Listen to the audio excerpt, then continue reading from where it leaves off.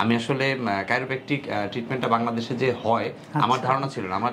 আমি জানি কাইরোপ্র্যাকটিক ট্রিটমেন্টটা ওয়ার্ল্ড ওয়াইড বিভিন্ন জাপান, ইন্ডিয়া, বিভিন্ন দেশে, কোরিয়া এইসব দেশে হয়, বাট বাংলাদেশে যে হয় এই ধরনের ট্রিটমেন্ট আমার ধারণাই ছিল না, বা আমি কোথাও দেখিও নি, ফেসবুক বা কোথাও দেখিনি, আর সার্চও করিনি। আমার মনে হয়েছে যে এটা পাওয়াই যাবে না।